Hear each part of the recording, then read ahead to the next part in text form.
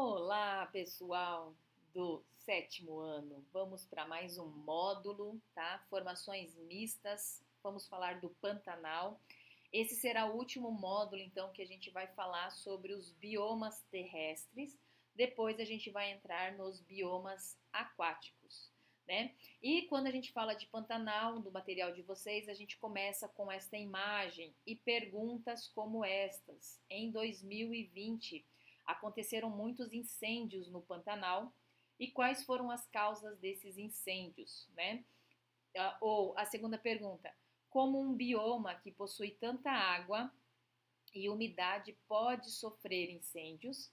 E a terceira aí, ó, quais são as consequências desses incêndios para o bioma e como esses incêndios poderiam ser evitados? Perguntas como essas nós vamos responder então aí ao longo deste módulo, né, e entender aí como é que funciona a dinâmica deste bioma, que ora está em cheia, ora está em vazante, né?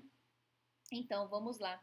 Características gerais, né? Primeiro tópico, uma imagem aérea aí, ó, típica, uma paisagem típica do Pantanal, né, no Mato Grosso. Mostra aí as lagoas. A gente tem então as lagoas, né, de que se formam na época das cheias. Também é possível identificar corichos entre as lagoas. Corichos são esses rios que ligam, né, uma lagoa com a outra. São esses pequenos riozinhos temporários, né? Que se tiver muito seco, eles depois vão secar também. Mas entre essas lagoas a gente tem esses riozinhos. Então o Pantanal ele se estende, né? Numa parte aí do centro-oeste do Brasil, incluindo Mato Grosso e Mato Grosso do Sul, e uma parte fora do Brasil, que é a Bolívia, Paraguai e Argentina, tá? No caso do Brasil, o Pantanal ele é uma formação mista, tá? Porque ele há ambientes ora florestados, né? E ora ambientes mais abertos, com campos. Então, aí vão ter características, né, desses dois tipos de formações. O relevo, então, predominantemente do Pantanal, ele é uma vasta planície, isso é fato, né, circundada por planaltos. Então, a gente tem uma região mais baixa e aí ao seu entorno uma região mais alta, né, que são os planaltos, onde se encontram as nascentes dos rios aí do Pantanal. E daí a gente tem o período de chuva, né, e um período mais de seca. No período de chuva, que ocorre ali entre outubro e março, os rios tornam-se muito volumosos, então a gente tem ali um volume de água maior e a água das chuvas então acabam transbordando, inundando grande parte dessa planície. Neste período, a fauna da região foge então para essas áreas mais altas. Então, os animais eles tendem a ir buscar uma área, né, mais alta. As cheias aí dos rios promovem o que a gente chama de fertilização do solo e dos corpos de água nas planícies, pois o que acontece, né? Trazem grandes quantidades de sedimentos e nutrientes presentes aí nos leitos dos rios. É algo parecido com o que acontece com o rio Nilo do Egito que vocês estudaram lá no sexto ano. Ele tem o seu período de cheia e de vazante, né? Quando ele enche, ele fertiliza. Quando ele esvazia, ele deixa aqui aquela terra propícia para a utilização. Agora, quando as águas começam a baixar, né, na época da vazante, que ocorre entre junho e agosto, formam-se então lagoas e os chamados corichos, que são esses canais, né, que a gente viu aqui na imagem, que escoam as águas das lagoas até os rios, certo? Aí, dependendo do tamanho da lagoa, né, esse coricho vai existir por mais tempo ou não.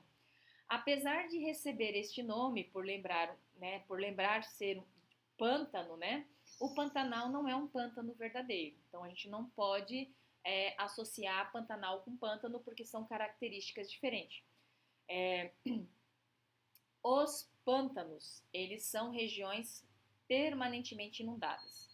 O Pantanal não, ele tem um ciclo de cheia e de vazantes, né? No Pantanal, quando chega a estação sem chuvas, os rios voltam ao seu leito e a terra fica seca, ao contrário do que acontece então aí nos pântanos, né? Indo para esses slides que ele traz aquele quadro que eu sempre falo para vocês, é importante, né? Tirando essa situação atual que muda com o tempo, mas a temperatura vem trazer a característica que é em média de 32 graus no verão e de 21 no inverno. A quantidade de chuva, ela é de aproximadamente 1.300 milímetros, né? É uma pluviosidade média, né, que tem sazonalidade, principalmente ali, ó, né, nas 4 estações.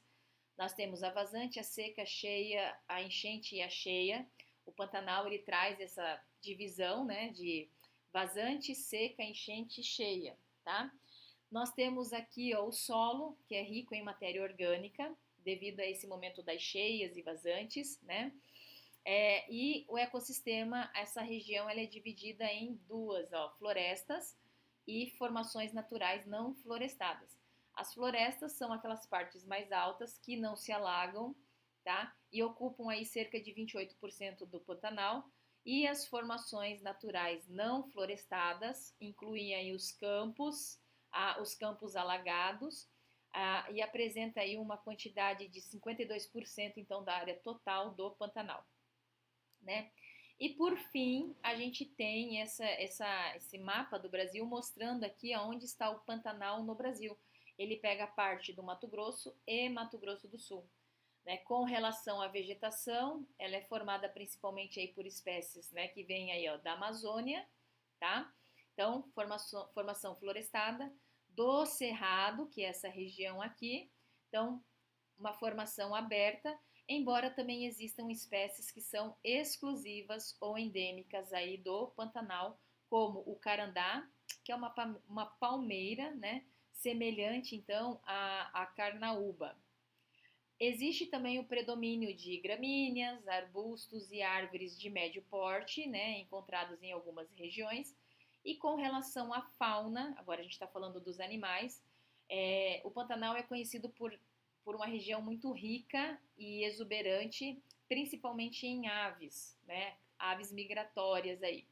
Com relação às outras espécies, como jacarés, capivaras, garças, socós, tuiuius, araras, né?